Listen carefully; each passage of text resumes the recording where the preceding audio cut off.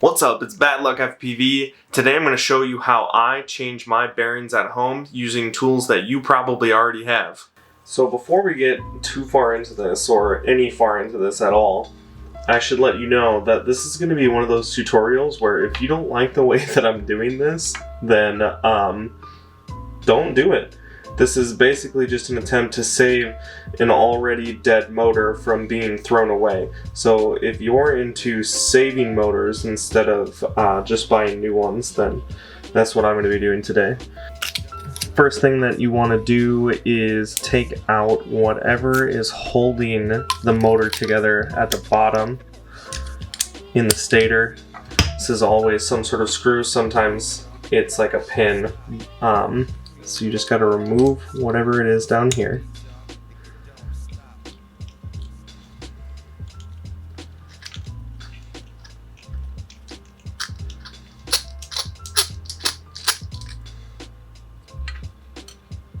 Alright, so now that you've got that removed from the bottom, then you should just be able to pull this apart. Sometimes you have to get some sort of pliers.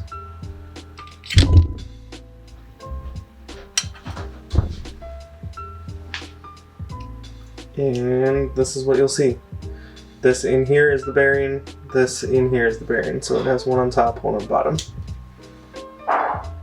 Now that we have this apart, I'll take this to my vice grip downstairs.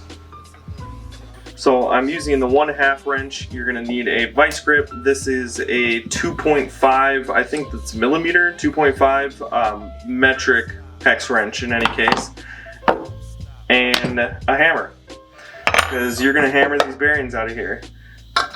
And so you just put it right on here like this, and then you'll see, it's hard to show, but there's this tiny little space between the two bearings in here. And if you slowly draw this out while pushing towards one side, then you'll see that it sort of slots in there, just like that. So to prevent any damage to your motor, go ahead and put the rubber washer on there, and then put the wrench on top of the rubber washer, and go ahead and start hammering out. That one came out really easy. And you want to save these bearings because you're going to use them as a tool later. So don't let them just fly away. You're going to need that. This is the most important use of the rubber washer, is to protect these coils up top here. So go ahead and put your wrench on there and make sure that the wrench is touching nothing but the rubber, and then hold it. On this side you can do a bit more of an up and down angle because there's no other bearing in there that you need to get in between. So just go ahead and pound it out.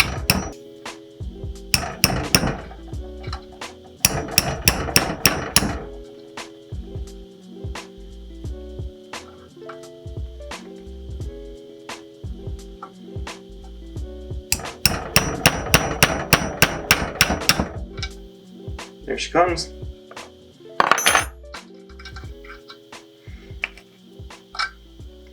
Now you can see that there's a little bit of damage to the coils.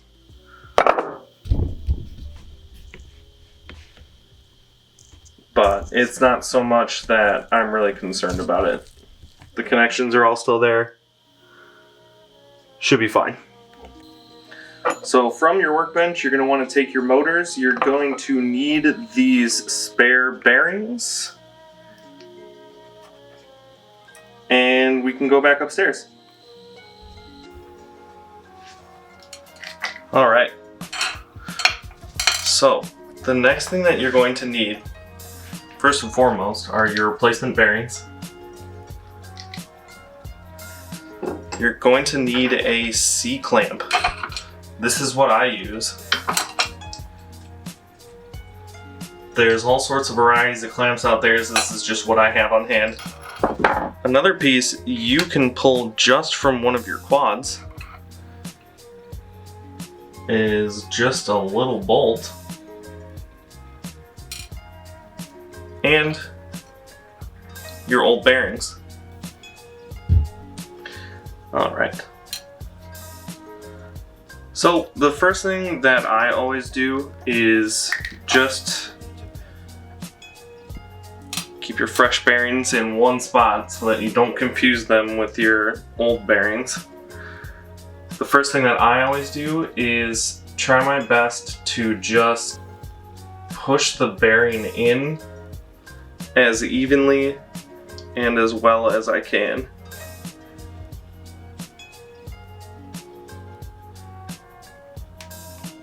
That didn't go in very straight, so I'm going to pull it out. So just try your best to get it flat.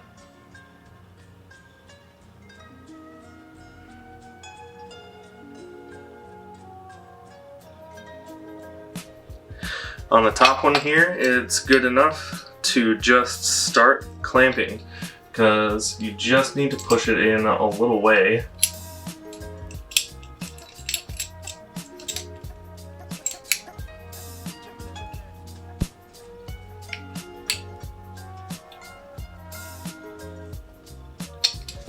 And then I always just back it out a little bit and just rotate around to make sure that it's going in as evenly as possible.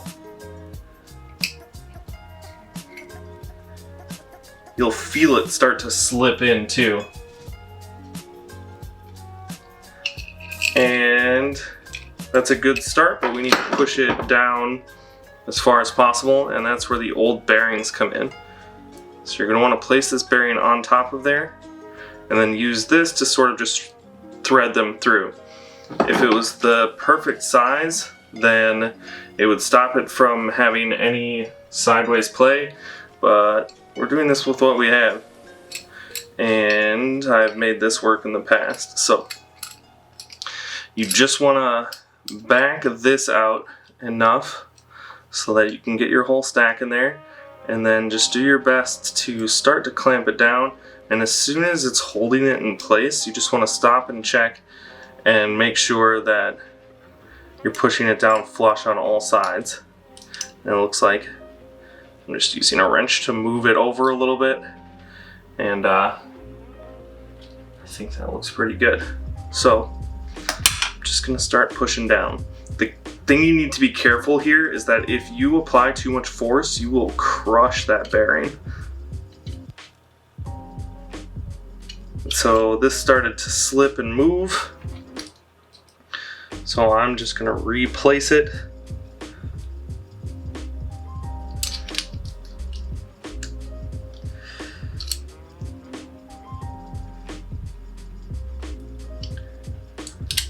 And as soon as it's in place,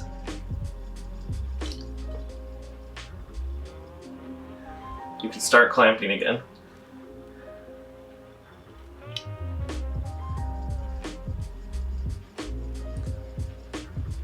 It's almost starting to really get buried, so I'm just gonna loosen that and make sure that the top bearing is gonna be able to slip into that opening a little bit.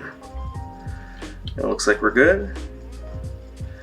And as soon as you start getting any resistance, just back off, because it's probably good. You can see that the top bearing is buried down there a little bit. That's what you want. That's what you like to see. Oh no, I can't get it out.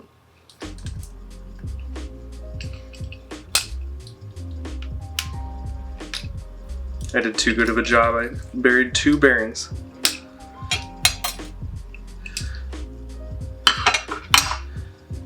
So that's what the end result looks like, at least on this motor here.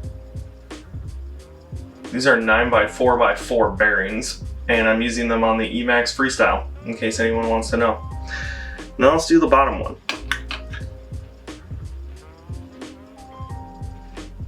Oh God, which ones are my fresh bearings? What have I done? You can tell it's a fresh bearing because of the way it is. Same thing on the top. You just want to push it in a little bit. Try and drop it in there as flat and as flush as possible. It's a little bit crooked, but it'll flatten out as it goes in. Then you just want to take that old bearing, stack it on top, thread it through, and do the same thing that you just did on the top side.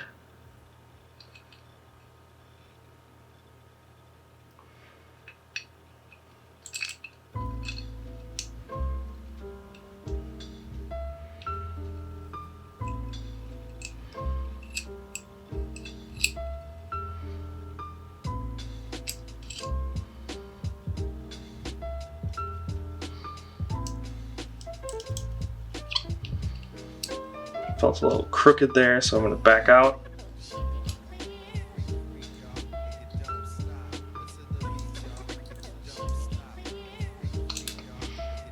Getting a ton of resistance, so I just want to check to make sure that I'm not going in crooked, and it looks like I am actually. So what I'm going to do is just take the clamp and put it down on one side here.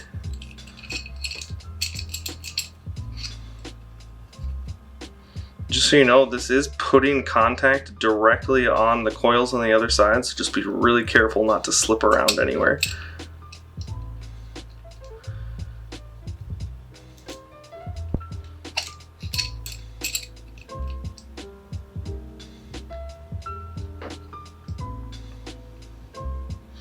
Looks like we're in better shape to set it in straight.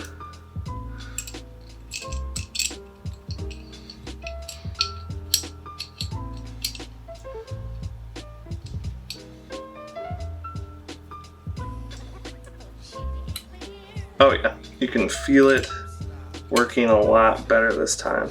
And then once again, as soon as you get any great resistance, you just want to stop. Dump out that old bearing. And the real test will come in just a second here, when if we put the stator back in, you can feel a good spin. There's not a lot of resistance. And when you replace the screw, it needs to be beneath this. Otherwise, I mean, obviously, it just won't install correctly onto your quad. And if you bolt it in that way, then it'll squash your bearing stack and your motor won't spin. So when we tighten this down, we'll have a good signal that we've done it right. If when it's all the way tight, don't thread these or don't strip these screws. You can't see it, it's flush underneath there. That, my friends, is a good bearing replacement. Hey, thanks so much for watching. This has been my tutorial on how to replace your bearings the janky way at home. This is a tried and tested method, just in case you were wondering. I've done multiple motors this way and it works out just fine, as long as you haven't done too much damage to the motor in the process. But if you liked this video, please consider subscribing. I'm also on Instagram. I usually do more freestyle videos and vlogs and stuff, so if you like that kind of content, just go check out my other videos. I'm going to do some more tutorials in the future, but hopefully I'll be back to flight videos soon.